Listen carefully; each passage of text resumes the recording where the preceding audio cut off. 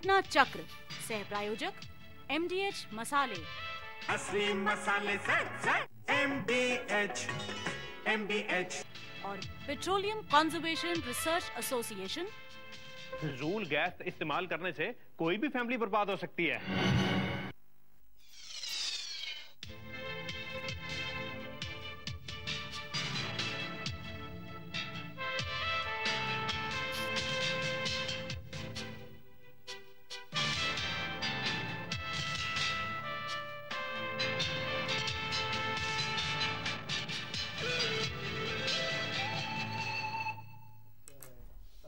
घटना चक्र में आप सबका स्वागत है। आज हम जिस विषय पर चर्चा करने जा रहे हैं, कल उस विषय पर लोकसभा में खूब बहस हो चुकी है और पूरे देश में लग ये रहा है कि आने वाले दिनों में ये मुद्दा गरमाएगा। मुद्दा है गौ हत्या प्रतिबंध बिल पर, जो कि 2003 में यानी कि कल प्रस्तुत होना था, लेकिन वो प्रस्तुत भी नहीं हो पाया, बिल इंट्रोड्यूस भी नहीं हो पाया और सदस्यों ने इतना जोर और दबाव डाला कि उसको वापस लेना पड़ा। सुषमा स्वराज ने कहा कि हम इसको वापस लेते हैं। हिंदू संस्कृति की बात करें तो गौ को पूजा जाता है, लेकिन ये देश बहुसंस्कृति, बहुआयामी, बहुधर्मी है और तमाम तरह की राय इसमें है। जिस तरह से भारतीय जनता पार्टी ने इस बिल को संसद में कल पेश किया, उस हिसाब से लगता ये था कि अगर सब दलों से बातचीत की गई होती तो शायद इसकी नौबत नहीं आती जो कल हुआ था। लेकिन राजनीति का अपना खेल है, राजनीति का अपना चक्र है। इस मुद्दे को किस तरह से अगले चुनावों में देश के सामने रखा जाएगा, ये जानना बहुत जरूरी है। और खास तौर से कि कौन लोग हैं जो इस गौ हत्या पर प्रतिबंध का बिल लाना चाहते हैं, कौन लोग हैं जो इसका विरोध कर रहे हैं, पूरे देश में क्या राय है और क्या वास्तव में इस देश में गौ हत्या पर प्रतिबंध लगना भी चाहिए या नहीं लगना चाहिए, ये अनेकों सवाल हैं।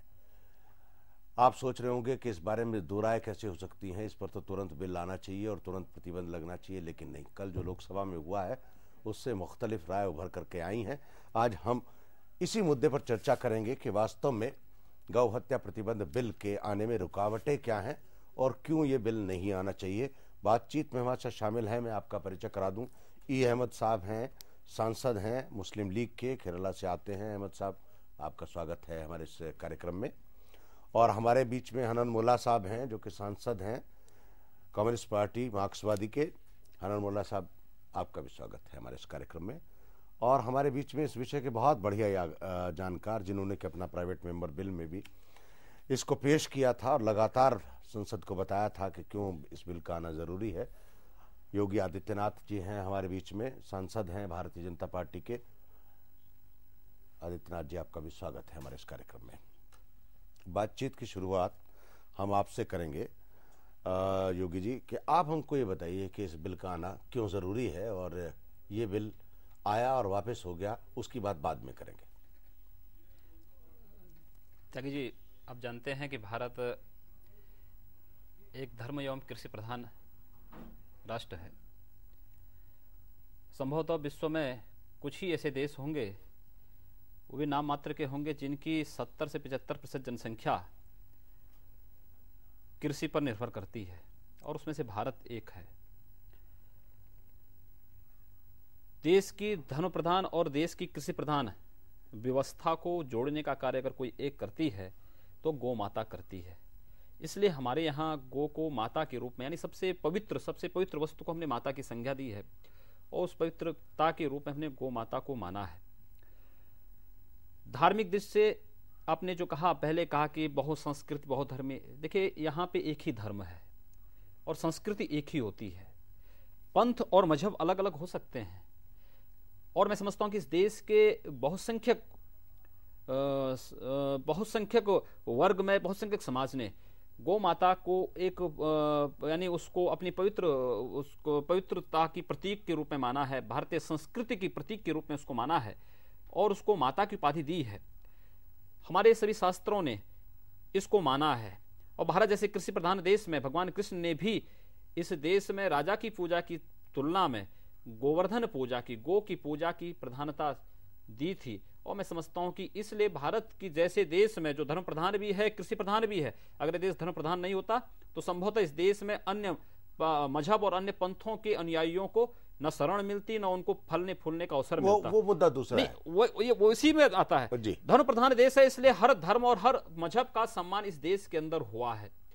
इसलिए इस देश में उस धर्म की जो प्रतीक हो, उस संस्कृति की जो प्रतीक हो, और उस राष्ट्र की कृषि की अर्थव्यवस्था की सबसे मजबूत पहलू जो हो, आधार जो हो, उस गौ माता पर प्रतिबंध की हत्या पर पूर्ण प्रतिबंध लगना चाहिए।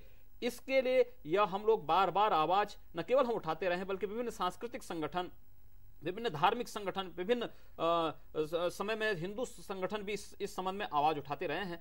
और मैं समझता हूं कि यह समय यानी आजादी से पहले भी जो विभिन्न राजे रजवाड़ी थे, चाहे मुगल काल में रहा हो, चाहे उसके बाद यहाँ पर जो अंग्रेजों का काल रहा हो, उस समय रहा हो। आप जानते हैं 1857 की गदर के पीछे सबसे पहला कारण कोई रहा है तो गौ माता के मांस की चर्बी और सूअर की चर्बी, ये दोनों के कारतूस उस 1857 की क्रांति के मुख्य कारण रहे हैं।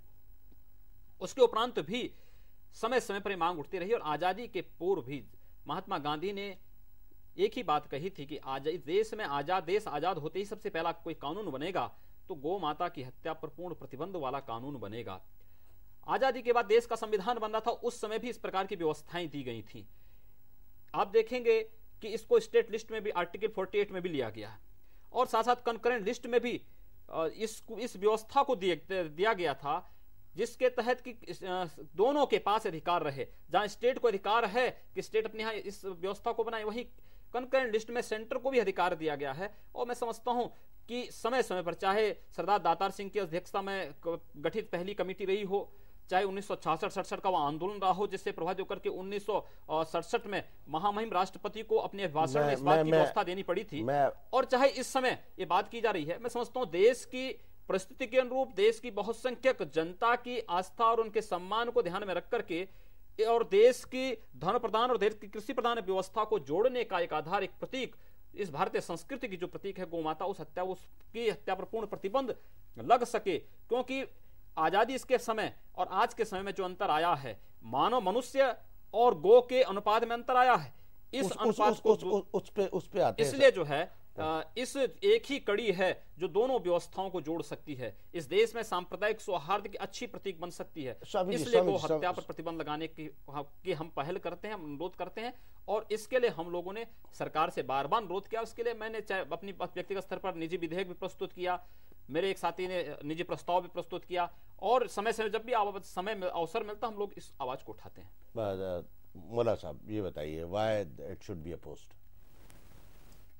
नहीं, हमारा पहले विरोध यही है इसके कि हमारा देश में जो राजनीतिक सवाल है, आर्थिक सवाल है, उसके अंदर धर्म के या भावनाओं को इस्तेमाल करने का जो एक परंपरा शुरू हुआ था पहले, धीरे धीरे आजकल थोड़ा तेजी से, ये हम समझते हैं हमारा देश के लिए, हमारा जो बहुधर्मीय बहुजातिक जो परंपरा है उसके लिए हानिकर है।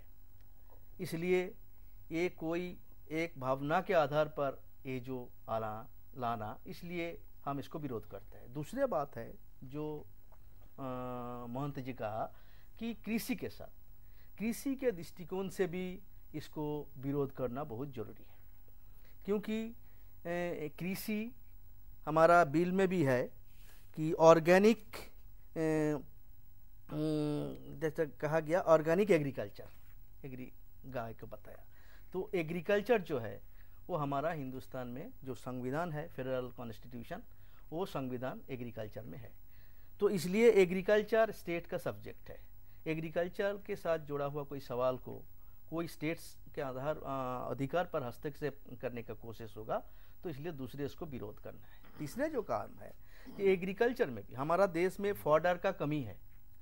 हमारा जो गाय है वो उसका सेहत खराब है, उसको खाना नहीं मिलता है। कुछ लोग भी चारा खा जाता है, ये तो दुख की बात है, मगर ये भी गाय का चारा भी बहुत कम है। इसलिए हमारा जितना जो तंदुरुस्त और जो जरूरत के जो गोधन हमारा है उसको ये कम पड़ रहा है। इसलिए इसको फिर हम लाखों ऐसा जो ज़रूरत के बाहर है उसको हम इस्तेमाल करेंगे तो उसमें हमारा गोधन के भी नुकसान होगा, हमारा एग्रीकल्चर के भी नुकसान होगा। चौथा बात है कि जो है ये हमारा जो अननेसेसरी जो प्रोटीजीज है वो हमारा कोई एनिमल से कोई पेड़ हो एनिमल हो जो एक्सेस है अन जरूरत के बाहर है, उसको भी कृषि के दृष्टिकोण से वो खर्च में ज़्यादा होता है, नाफा में कम होता है। तो आर्थिक दृष्टिकोण से ये, और उसके बाद ये भी है हमारा फॉरेन पूरे दुनिया में जो चलता है हमारा मैसिव फॉरेन एक्सचेंज अर्निंग का एक साधन है। मैसिव तो नहीं है, इट्स अराउंड हो सकता है 150 करोड़ हो सकता है ये सब हमारा दृष्टिकोण में सच्चता रहे तो हो सकता है। तो इसलिए हमारा ये भी सब देखते आर्थिक और जो कृषिगत दृष्टिकोण से और संवैधानिक दृष्टिकोण से हम चाहता है इसको विरोध होना चाहिए। अहमद साहब।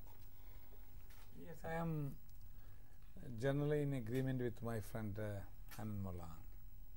Number one, before a law is to be enacted in the country, we must also take into account how it will affect the various sections of the people of this country.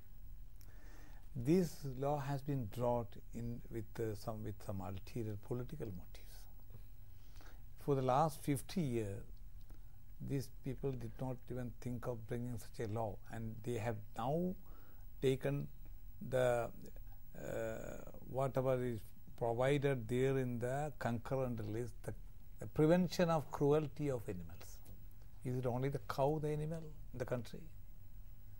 How many other animals are there? So this is with an ulterior political motive. What is that motive? What I mean to say, because No, what is that political ulterior? Political because just to say because the majority thinking of a section of people thinking, and I don't say the entire majority agree to it. This cannot be taken on a religious plank. My dear friend Swamiji has just mentioned it is Hindutva, Hindu. Then Gandhiji has of course preached for that. Panditji, Jawaharlal Nehruji has said because it cannot be thrust on any other people.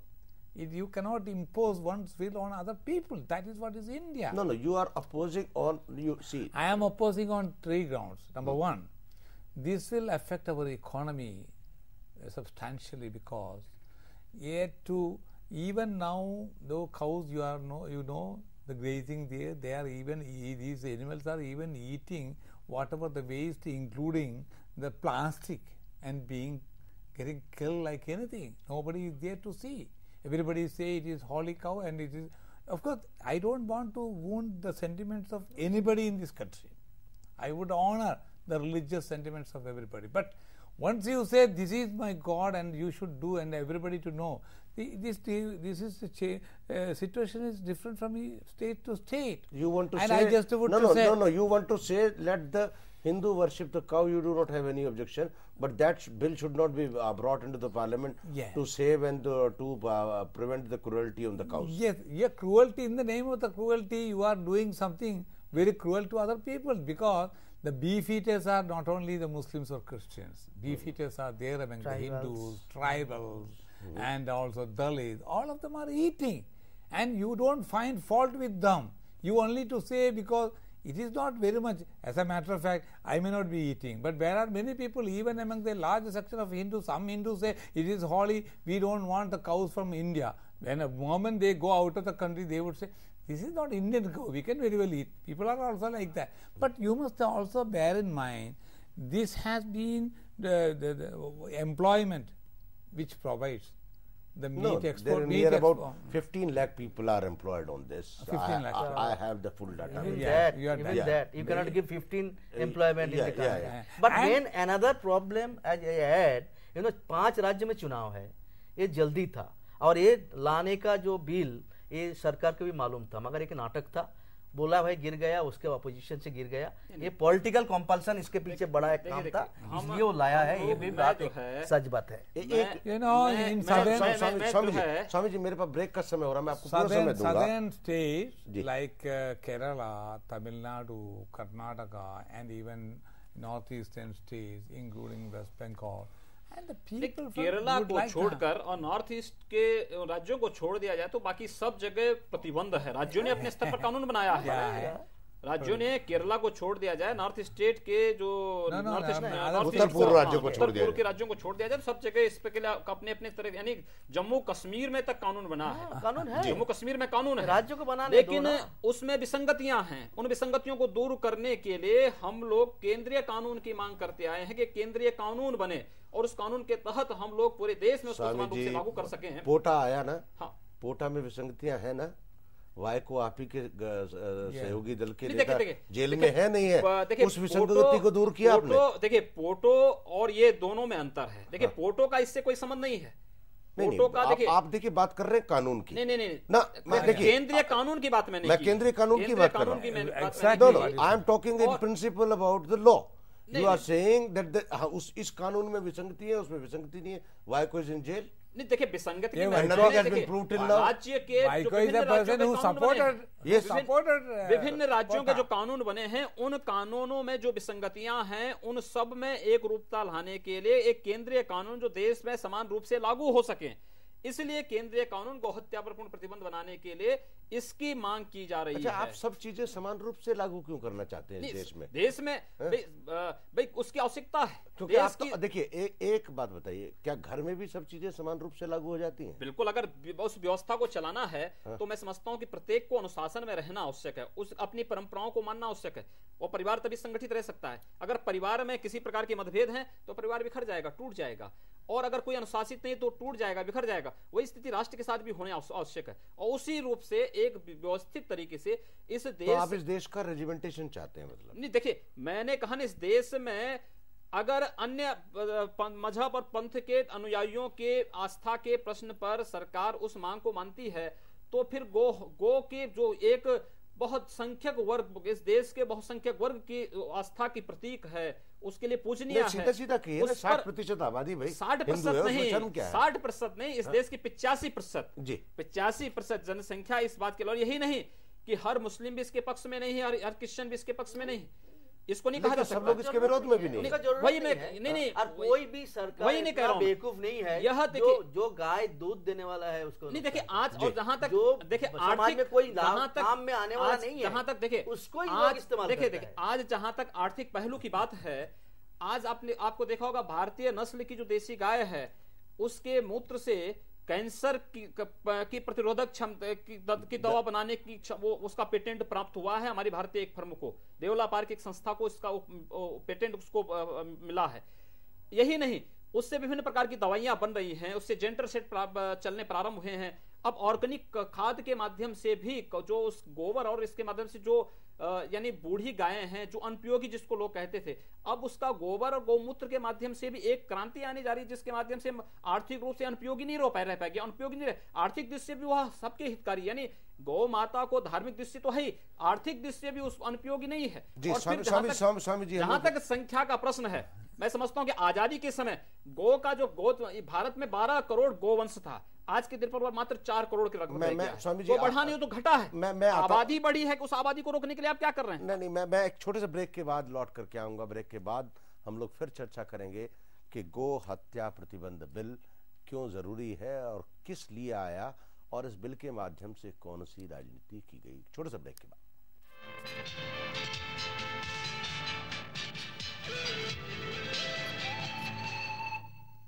It's time for a renaissance.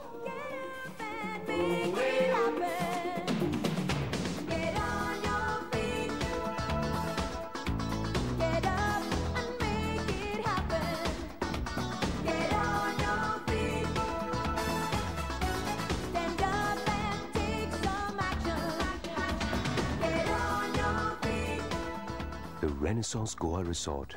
It's time for a renaissance. MDH की देगी मिर्च का तड़का, अंग अंग फड़का। MDH की देगी मिर्च। Here begins the era of royalty.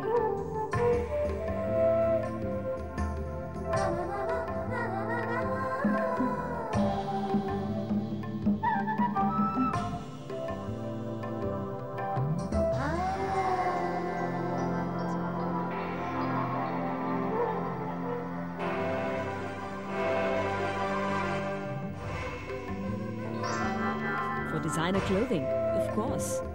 PP Design Estate from the house of PP Jewelers.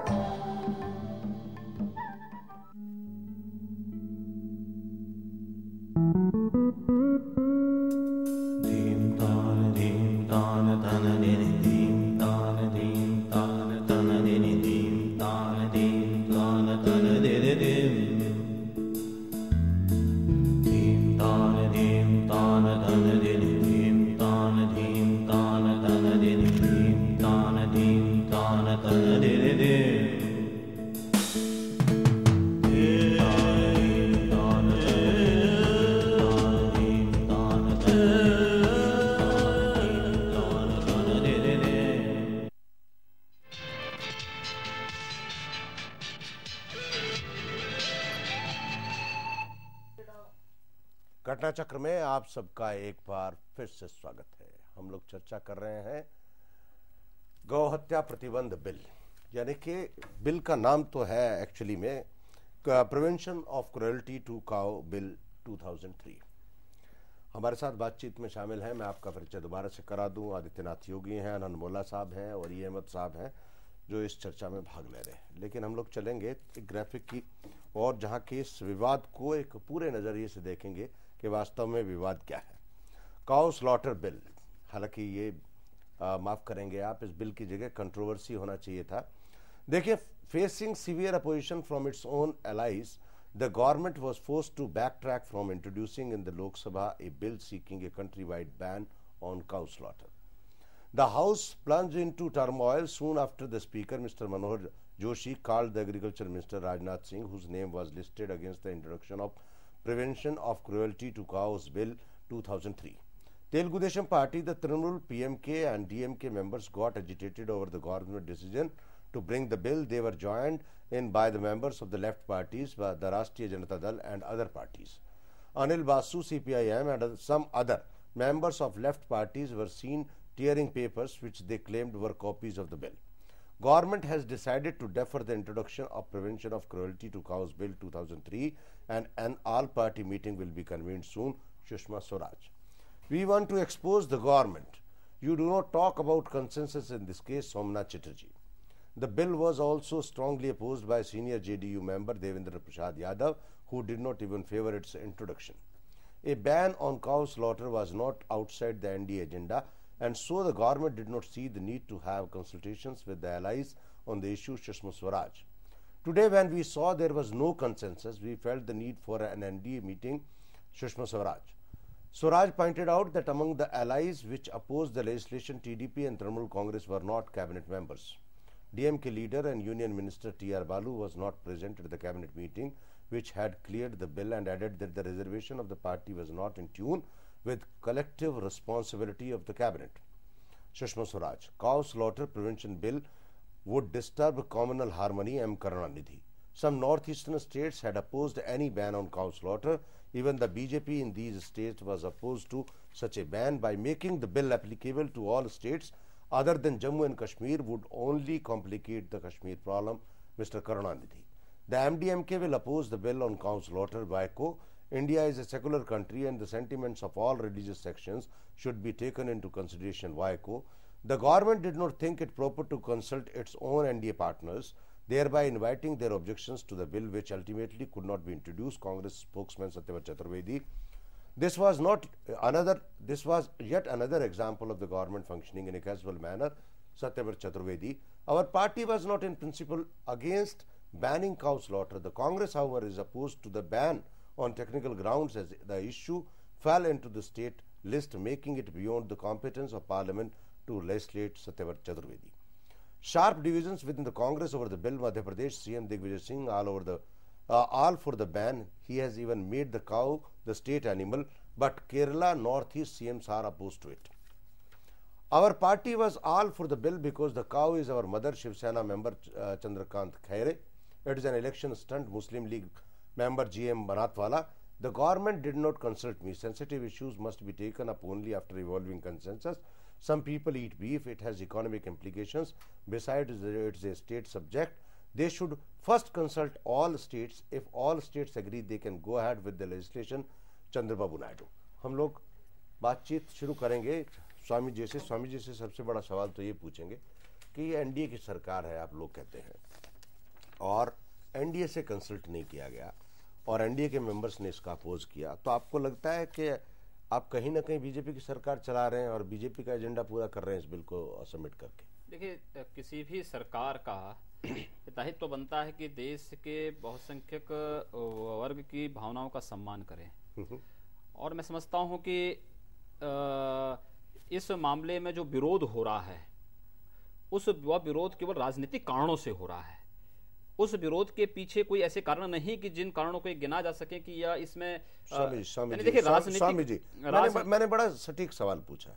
मुझे ये बताइए, क्या एनडीए के सहयोगी दलों को कंसल्ट नहीं करना चाहिए था? नहीं, देखिए, वह कंसल्ट नहीं किया गया तो क्यों नहीं किया गया? कैबिनेट की बैठक में कैबिनेट ने इसको पास किया, केंद्रीय मंत्रिमंडल ने इसको कैबिनेट से पास करके भेजा।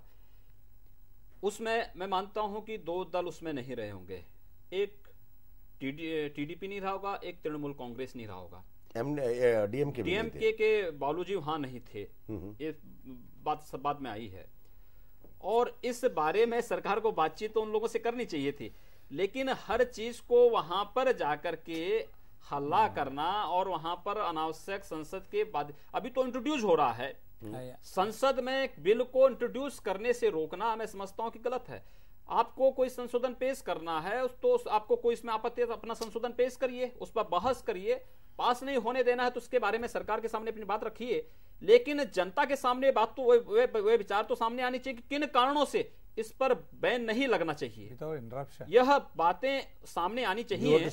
और देखिए, मेरी बात पहले पूरी होनी चाहिए, और उस बात को यह बातें सामने आनी, लेकिन उस चीज को बीच में बाधित राजनीतिक कारणों से, और राजनीतिक कारण केवल वोट बैंक की राजनीति है, 50 वर्षों से हो रहा है, उसी के कारण आपने बढ़िया किया। आपने he has admitted that BJP should have consulted the NDA party. No, I am coming to that point. Yeah. When the NDA government came, the opposition have exposed them because they have a hidden agenda. They said their agenda is NAG, National Agenda for Administration. But then we said no, there was a hidden agenda. Number one, hidden agenda like this. Number two, about this uniform civil code. Number three, something else will be coming. So this is nothing but a point in the hidden agenda which is being revealed when the government is coming to the closer, because it is after 4 years watched by government. They are just bringing out what we call the hidden agenda. So we are justified. Swami ji एक minute हनन मोल्ला कुछ कहना चाह रहे हैं। मुझे ये कहना है कि ये जो बिल लाने का, ये सरकार का यही कंपल्सन स्वीकार किया राजनीतिक से, वो बोलेंगे मेरा राजनीति नहीं है, दूसरे का राजनीति है, मगर मेरा कहना है ये राजनीतिक उद्देश्य है इसके पीछे, और इसलिए चुनाव के पहले इस सवाल, हर चुनाव के पहले ये सब याद आता है, मंदिर मस्जिद गांव सारे, बाकी 5 साल तो सब भूल जाता है। तो ये इसका चुनाव सामने आने का कारण, राजनीतिक मुद्दा उठने का कारण ही इसको अभी सामने लाया है। इसलिए राजनीति आप जैसा पूछा है, इसके पीछे राजनीतिक कारण एक मुख्य कारण है। देखिए, माननीय अटल बिहारी वाजपेयी जी जब पहली बार 13 दिन के लिए प्रधानमंत्री बने थे, महामहिम राष्ट्रपति के भाषण में यह बात सामने आई थी कि सरकार गो हत्या पर पूर्ण प्रतिबंध लगाने के लिए कानून बनाएगी। उस समय भी राष्ट्रपति का भाषण, अभी भाषण में कोई प्रतिबद्धता नहीं होती। सरकार भी 13 डेज का हुआ, वह सरकार का एक होता है, सरकार के आगे के क्रियाकलाप क्या होने हैं, इस बात को वह अभिभाषण साबित करता है, और महामहिम राष्ट्रपति के भाषण में बातें सामने आई थी। और आज जो है, अगर सरकार उस कार्य को एक एक करके कर रही है तो मैं समझता हूं कि उस पर आपत्ति नहीं होनी चाहिए, और राजनीतिक कारणों से कतई नहीं होनी चाहिए। उसमें कोई आर्थिक कारण नहीं, कोई अन्य कारण नहीं, केवल राजनीतिक कारण है, और राजनीतिक कारण वही जो पिछले 50 वर्षों से वोट बैंक की राजनीति के तहत इस देश की आस्था के साथ बार बार इनको तो पर वोट नहीं चाहिए, वही कारण है। मुस्लिम लीग का वोट का क्या मतलब है? मुस्लिम वोट,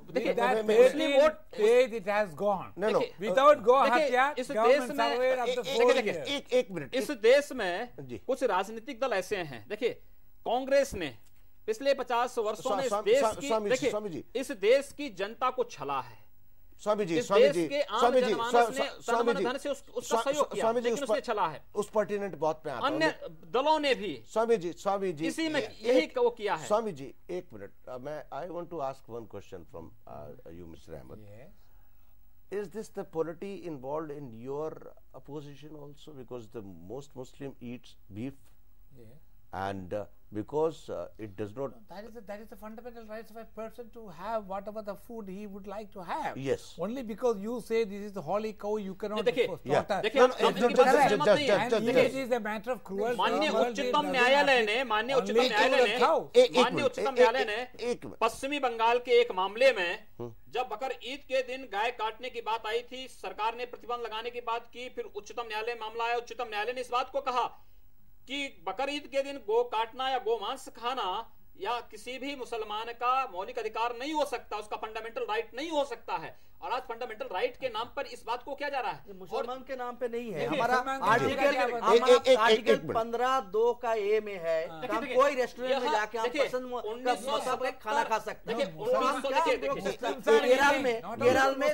केरल में सारे हिंदू दुकान में, होटल में मीट मिलता है।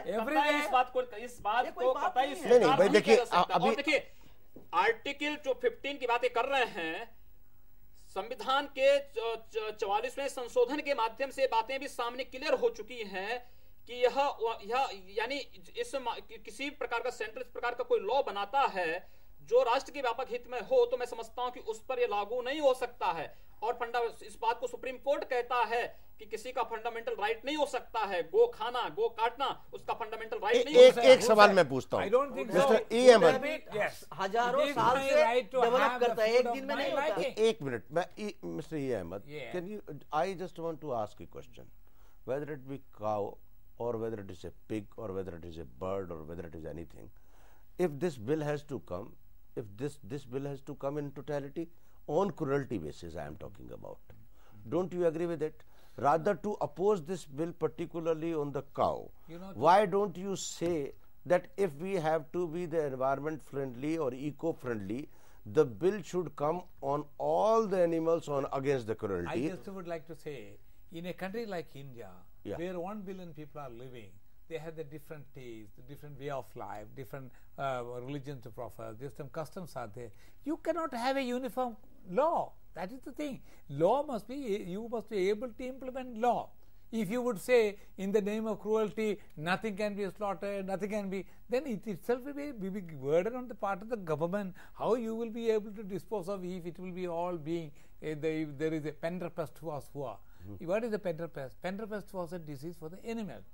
And I even now remember to have carried a letter from then Minister of External Affairs P.V. Narasimha Rao, when Indira Ji was the Prime Minister, when I was sent as her special emissary to Gulf countries, including Saudi Arabia. I carried the letter from Shri Narasimha Rao, then Foreign Minister, to the Foreign Minister of Saudi Arabia, Sayyid Faisal. And what did he say?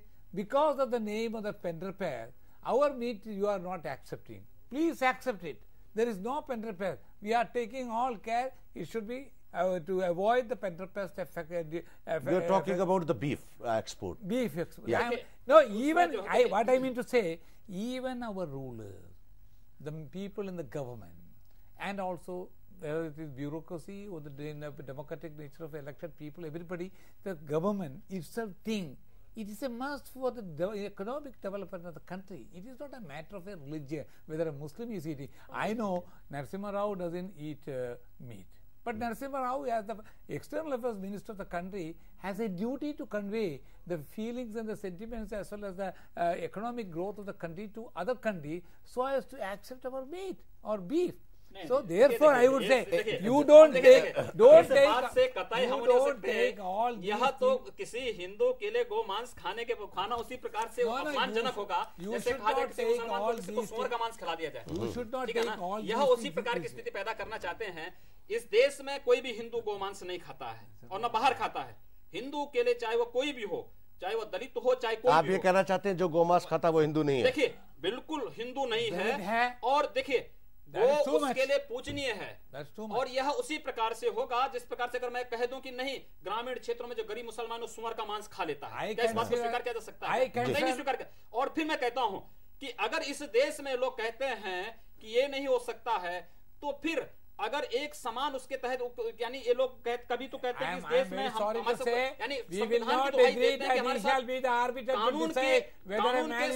कोई भेदभाव नहीं होना चाहिए।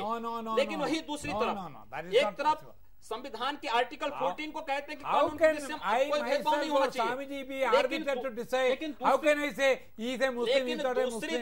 लेकिन दूसरी तरफ उच्चतम न्यायालय के समान नागरिक संहिता के मामले में, कॉमन सिविल कोड के मामले में इसको मानने को तैयार है। एक मिनट Swami ji, totally disagreement with Swami ji if you would say those who eat beef are not Hindus. It is not correct. You are not arbiter to decide whether he is a Hindu or not. There are you know even Chandrababu Naidu or of those my dear friends in the parliament, you just say I don't know whether Mamata ji is eating or not, but if Mamata ji eats, if you say she is not a Hindu, I am not prepared to accept it. यह कतई नहीं कहा जा सकता, राजनीतिक कानून से कोई विरोध कर सकता है। That is not correct, Swami ji. We must have a wider outlook, liberal outlook. This is a liberal democratic country, that is India. और पिछले 50 वर्षों से देश में जो वोट बैंक की राजनीति हुई है, कुर्सी की राजनीति हुई है, और जिसने देश में मुस्लिम तुष्टिकरण को बढ़ावा दिया है, अल्पसंख्यक तुष्टिकरण को बढ़ावा दिया है, स्वामी जी, आज इसका विरोध का वही कारण है। ये भाजपा का जो संकीर्ण दृष्टिकोण है, भाजपा का नहीं, इसका मेन यहाँ उन दलों का है जिन लोगों ने आज तक इन सब मुद्दों को लेकर के भेद स्थिति पैदा करने का प्रयास। मैं एक छोटे से ब्रेक की ओर हम लोग चलेंगे, ब्रेक के बाद लौट करके आएंगे और विस्तार से चर्चा करेंगे गो हत्या पर प्रतिबंध का जो बिल है उससे उपजा विवाद। छोटे से ब्रेक के बाद।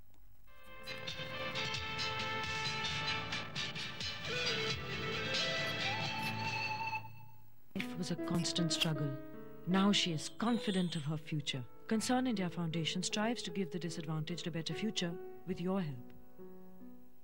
जब मेरी शादी नहीं हुई थी तब मैं अपने ऑयली बालों के लिए ऑयली बालों वाला शैम्पू यूज करती थी, और शादी के बाद इनके ड्राई बालों के लिए एक अलग शैम्पू खरीदती थी। शीना के बाल लंबे हों इसके लिए एक और शैम्पू।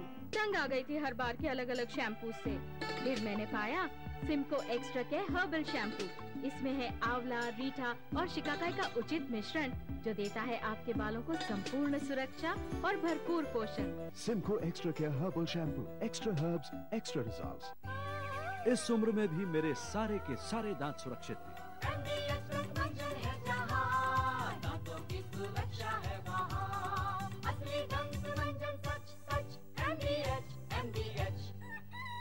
मेरी तरह आप भी दांतों को सुरक्षित रखना चाहते हैं तो एमडी दंत मंजन करना ना भूलें। Here begins the era of royalty.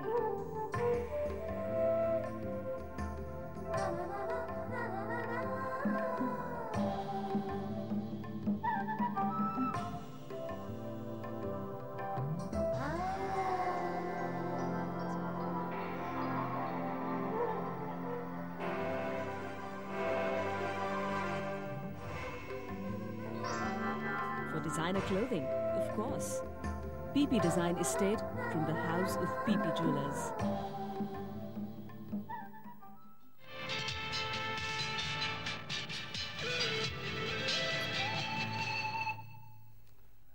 घटना चक्र में आप सबका एक बार फिर से स्वागत है। हम लोग चर्चा कर रहे हैं गो हत्या प्रतिबंध बिल पर और बातचीत में हमारे साथ शामिल हैं आदित्यनाथ योगी जी, हनन मुल्ला साहब और ई अहमद साहब। इससे पहले कि हम लोग चलें आगे, हम लोग देखें कि गाय के मांस या तमाम तरह के जो चमड़ा का उद्योग है उससे जो व्यापार होता है वो कितने करोड़ का व्यापार है। देखें ग्राफिक की मदद से। इन 2002 and 2003 export of leather goods from India stood at close to $2 billion. The ban deprives the leather goods industry of hides worth $700 million of exportable goods. The advantages of India were cheap raw material and low labor cost. However, in high value items where cow skin is mainly used, raw material represented 70% of input cost. If that is taken away, we will be in serious difficulties. S.S. Kumar, Chairman, Council of Leather Exports. Cow skin was used to manufacture footwear, garments, and goods like bags and wallets. Industrial gloves also used cow leather, albeit of inferior quality. The main export market for these items were US, Germany, France, and Italy. In India, 60% of raw material hide and skin was collected from slaughter and 30% from dead animals, while 10% was imported. At present, a cow was slaughtered after it stopped producing milk at the average age of 13, and the animal lives on till it reaches the age of 20 years or so. However, the quality and softness of the skin deteriorates with age, and skin from old animals cannot be used to produce value-added products like garments. Once the activists are armed with a national law, cow slaughter will soon become a thing of past. K.L. Lodha, VHP, Cow Protection Campaign. Recently, in a book on India's dietary traditions, Professor D.N. Jha spoke about historical evidence of beef eating practices in ancient India. Swami ji, इससे पहले कि मैं आप पे आऊँ, मैं आपसे ये पूछ रहा हूँ, ई अहमद साहब या हनन मौला साहब, आप बताइए. Did you ask any question regarding this bill? The total loss, near about 15 lakh people who are employed in the street, and near about $2 billion, means 10,000 crores business. Has the government made any provisions, alternate provisions on that? कुछ नहीं किया government. No, did you ask from the government? नहीं, हमारा तो ये सवाल जब आएगा तो ये पूछना पड़ेगा, क्योंकि उसका तो जस्टिफाई करना पड़ेगा उसका कॉज का. कोई व्यवस्था नहीं किया. एक तो प्रबंध चल रहा है बेरोजगारी लोगों का. फिर नया जो बोला था एक तो हुआ नहीं. 1 करोड़ नौकरी देने का तो 1 लाख भी नहीं हो रहा है सालों में. उनमें से इतना बड़ा लोग डायरेक्ट है, फिर इनडायरेक्टली कितना लोगों हैं, फिर $2 बिलियन का इनकम है. सब मिला के हमारा राष्ट्रीय जो नुकसान होगा, ये नुकसान को पूर्ति के लिए सरकार के पास कोई दूसरा कोई वक्तव्य नहीं है. मौला साहब, I want to ask one thing कि मार्क्सवादी कम्युनिस्ट पार्टी क्या अपने राज्य में जहां वो शासन कर रही है गौ हत्या पर प्रतिबंध लगाने को तैयार है या नहीं? हम आंशिक, ये राज्य का मामला है, इसलिए मैं पूछ रहा हूं. इसलिए हमारा सरकार आंशिक रूप में प्रतिबंध है. कैसा कि जो गाय दूध देता है, जो बैल गाड़ी या क्या है प्लाव जमीन में काम करता है, काम करने का लायक रहता है, कोई ऐसा बेवकूफ़ लोग नहीं होता है कि उसको यूज़ करे, उसको कोई स्लॉटर हाउस में ले जाए. सिर्फ जब इसको कोई सामाजिक और दुनिया में उपयोगिता खत्म हो जाता है तभी करता है. तो इसलिए ये उसमें तो है ही, जो ऐसा लोग को नहीं करेगा कोई, ना लोग करेगा ना सरकार करने देगा. मगर जिसको ज़रूरत नहीं है, जो समाज में बोझ हो रहा है, हमारा रिसोर्स के ऊपर बोझ हो रहा है, उसके लिए लिमिटेड है और उसके ये इस्तेमाल होता है. Mister Ahmed, can you just tell me, because as per the Swami ji, majority of the people in India believes in Hinduism and they consider the cow as a mother. But keeping in mind of the majority people and going with the sentiments of the people, as what the VHP and other people claim, that you should adhere the sentiments of the majority and should support this bill in pursuance of the goal of the majority, rather to keep the eating habits of your community in the mind. I am just asking a counter question. Majority of the people are speaking Hindi. Do you think you can just impose the language of Hindi on other people in the country? Because this is the basic concept of our nation. Nation, of course, we want unity and integrity of the nation. But you cannot have one culture, one religion, one way of thinking. It's a different way of thinking. And that is why we say it is multicultural, multi-religious, multi-ethnic country, that is India. That's why we say it is a unity in diversity. What Jawaharlal Nehru has taught us, or the people like him taught us, you can have the Hindu religion and Hindus and their religion and their culture. It's a very splendid, glorious culture. There's Islamic culture also. Muslims are also here. The Muslims are that from India. Christians are also like that. And I would also like to say the Islamic culture in India is a part and parcel of Indian culture, the national culture. And I don't think that anybody will be able to perish the beautiful Islamic culture like Taj Mahal, or that culture, such a very glorious and Red Fort. It cannot be. It cannot be. It's a part and parcel. Like that, even if the majority of Hindus believe about the cow, they must also give due consideration of the sentiments of the people of other people. Even among Hindus in Kerala, I would say, totally the people are beef eaters. They don't find anything wrong in it. And could you just say all those people from Kerala, I'm taking only one state as an illustration, that those who are eating the beef are not Hindus. They are the real Hindus. They are temple goers. They are doing all these things, and Christians are all there, Dalits are there, and the people from the tribal area are also there. Therefore, you must have the tolerance, the religious tolerance, cultural tolerance. Tolerance is the basic concept of the Indian. Seshadri Chari ji line पे हैं, हम लोग उनसे बात करते हैं। शेषाद्री जी, आपका स्वागत है हमारे इस कार्यक्रम में। हाँ, नमस्कार। हाँ, हम लोग बात कर रहे थे गौ हत्या प्रतिबंध बिल पर, और पूरे देश में हम एक सबसे पहले सवाल तो ये पूछते हैं कि राष्ट्रीय जनतांत्रिक गठबंधन के बाकी दलों ने कहा है कि हमसे सलाही मशवरा नहीं किया गया, तो आपको लगता है कि इस मसले पर सलाह मशवरा किया जाना चाहिए था? हाँ, ये तो जरूरी है कि एनडीए को इसके पहले इन लोगों से सलाह मशवरा करना आवश्यक था जी, परंतु ये एक अंतर्गत बात है।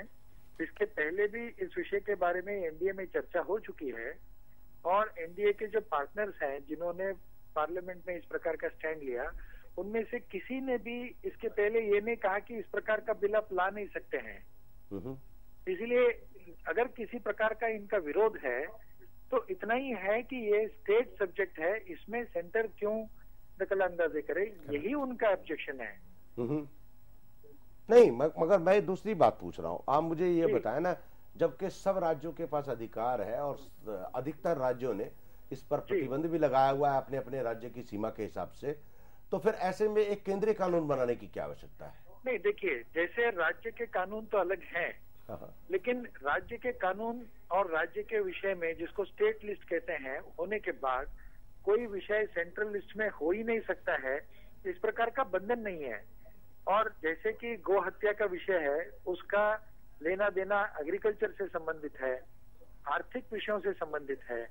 अब आप विदेशों की बात अगर कहें कि वहां पर एनिमल फर कोड जिसको कहते हैं जी, उस एनिमल फर कोड पर बैन है, तो कल अगर कोई स्टेट ये कहे कि ये स्टेट का सब्जेक्ट है और हम एनिमल फर में चीजें बनाएंगे और किसी भी देश में एक्सपोर्ट करेंगे, तो ये क्या सेंटर का विषय नहीं बनता है? जी नहीं, मैं तो दूसरी बात कह रहा हूँ। एक जिस तरह से बिल पेश हुआ और जिस तरह से वापस हो गया, बल्कि पेश भी नहीं हो पाया, वापस लेना पड़ा और सदस्यों ने विरोध करके वापस करवाया इस बिल को, आपको लगता नहीं कि भारतीय जनता पार्टी ने जनता के पास संदेश भेज दिया कि देखिए साहब, हम तो बिल सबमिट करना चाहते थे लेकिन किसी ने होने ही नहीं दिया, तो बीजेपी का काम तो पूरा हो गया है? नहीं, भारतीय जनता पार्टी का कहना है कि हम कॉन्स्टिट्यूशनल प्रॉपर्टी को बहुत प्राधान्य देते हैं, और किसी भी प्रकार से अगर कॉन्स्टिट्यूशनल प्रॉपर्टी की बात है तो हम ये नहीं चाहते हैं कि हम इस प्रकार का बिल इंट्रोड्यूस करें जिससे कि कॉन्स्टिट्यूशनल प्रॉपर्टी की इन्फ्रिंजमेंट होती हो। इसलिए हम फॉर रिस्पेक्ट ऑफ लॉ, कानून को योग्य प्रकार का सम्मान देते हुए हम इस बिल को अच्छे तरीके से, सही ढंग से फिर पेश करने का कोशिश करेंगे। जी, धन्यवाद शेषाद्री जी, आपका बहुत बहुत शुक्रिया। स्वामी जी, मैं आपके पास एक सवाल लेकर के आता हूँ। हम रोज दिल्ली शहर में, बम्बई शहर में, कलकत्ते में, बेंगलोर में, सब जगह गाय माता को आपकी भाषा में सड़कों पे खड़ा देखते हैं, और उनमें से कोई ट्रक की टक्कर से लगता है, कोई स्कूटर की टक्कर से लगता है। अगर हिंदू समाज इतना प्रति गंभीर है गाय के प्रति, तो क्यों नहीं गौशालाओं में उनको रखा जाता है, आवारा गाय छोड़ी जाती हैं, या जो उनके मालिक हैं उनको क्यों नहीं शिक्षा दीक्षा दी जाती है कि इस तरह से गाय को आवारा पशु करना, बल्कि दिल्ली सरकार तो परेशान भी रहती है। तो ये, और ऐसे में भाई, या तो आप ये कहिए कि हमने एक रोल मॉडल देश के सामने क्रिएट कर दिया, अब गाय सड़कों पे नहीं मिल सकती है, गाय आवारा नहीं मिल सकती है, हम गौधन की रक्षा करते हैं, गौ अब उपलब्ध नहीं है पूरे देश के सामने खाने के लिए, और उसके बावजूद अगर कोई करता तो है क्रूएल्टी है।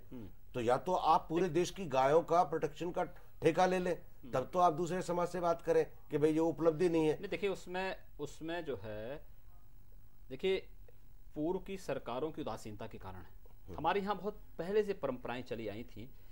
प्रत्येक गांव में गोचर भूमि हुआ करती थी, वहां पर काजी हाउस हुआ करते थे, जहां पर जो दूध जिसका देने से बंद होती थी, उनको वहां पर रहने की व्यवस्था, गोचर भूमि, उनकी पूरी रखरखाव की व्यवस्था होती थी। पूर्व सरकारों के उदासीनता के कारण और राजनीतिक इच्छा शक्ति की कमी के कारण उन सब पर भूमाफियाओं का कब्जा हुआ, वे सब एक करते गए। इस बार इस विधेयक को लाने के पीछे किसी भी प्रकार की क्रूरल्टी, किसी प्रकार की क्रूरता, यानी दूध पी करके और उसके बाद उसको सड़कों पर छोड़ देना, यह भी एक क्रूरता है। इंजेक्शन दे करके उससे दूध निकालना, यह भी एक क्रूरता है। या उसको जो है जब वो उसको जिस प्रकार के आप अनंत मोल्ला साहब ने कहा था कि उसको जो है जब मैं आपसे एक बात और आप ही के उस पे आ रहा हूं मैं जी, अनुपयोगी हो जाए, ऐसे लोगों को भी दंडित करने का प्रावधान इस बिल में दिया गया है कि या तो अगर आपने गोपालन का कार्य करना है तो उसके उचित रखरखाव और देखभाल की व्यवस्था, और यही नहीं, व्यवस्था ही नहीं, गौ कभी अनुपयोगी आज के दिन पर हो ही नहीं सकती है, क्योंकि उसके गोबर से, उसके गोमूत्र से, उसके दूध से अन्य प्रकार की विभिन्न प्रकार की औषधियां बन रही हैं। उन सब के माध्यम से हम लोग जो है कहते हैं उसका उपयोग करके गौ को एक अच्छे उसकी रखरखाव की व्यवस्था कर सकते हैं। और अगर कोई गोपालक इस प्रकार की व्यवस्था नहीं करता है तो वह इस कानून के दायरे में दोषी पाया जाएगा और उस पर वह उसके तहत दंड का भागीदार होगा। यह व्यवस्था इसके तहत दिया जा रहा है। अगर हम व्यवस्था सुधारने की व्यवस्था बात करते हैं, अगर शहरों में, गांवों में लोग दूध पी करके गाय को छोड़ देते हैं, उस पर रोक लगाने की व्यवस्था करना चाहते हैं, तो मैं समझता हूं कुछ लोगों को राजनीतिक कारणों से इस पर आपत्ति होती है। और मैं यह सरकार एक प्रयास करना चाहती है, एक प्रयास, एक आदर्श व्यवस्था उसके तहत देना चाहती है कि हम किसी प्रकार की क्रूरता इस पर नहीं होने देंगे, क्योंकि अगर ये हमारे लिए पूजनीय है, हमारे लिए यह एक माता के समान पवित्र है, तो हम इसके सम्मान की रक्षा हर दृष्टि से करेंगे। केवल मगर इसमें मेरा सिर्फ एक कहना है, सवाल शेषाद्री जी ने उठाया, कॉन्स्टिट्यूशनल प्रोप्राइटरी का सवाल उठाया। Do you think it is a question of constitutional proprietary? Constitutional property नहीं है, ये कॉन्स्टिट्यूशन को मिस इंटरप्रेट किया जा रहा है जी।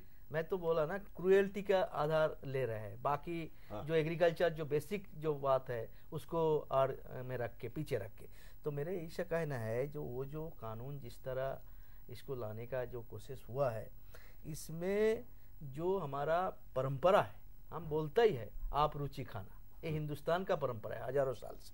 कालिदास ने बताया था कि भाई कि वो बोला था कि भिन्न रुचि ही लोका, हर लोगों का अलग अलग रुचि होता है। तो इसको रुचि का मतलब ऐसा थोड़े कि आप जो है उसकी आस्था के साथ एक दिन में नहीं हुआ भाई, हजारों साल से, हजारों वर्षों से हजारों वर्षों से गोमांस खाने की परंपरा डेवलप नहीं की है। सब कुछ नहीं, ये डेवलप नहीं की है सब कुछ। और यह नहीं, सब कुछ खाने का नहीं, क्या कोई सुअर का मांस खाता है या कोई सड़क पर नाली का पानी पी लेता है?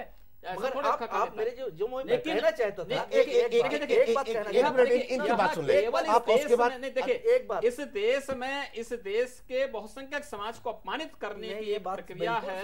और मैं समझता हूं कि जहां एक और हमने सरकार के इस विधेयक के प्रारूप को सराहा है, पहले सरकार भी इसको आर्टिकल 252 के तहत लाने का एक बार कैबिनेट ने इसको पास किया था, हम लोगों ने उसमें आपत्ति अवश्य की।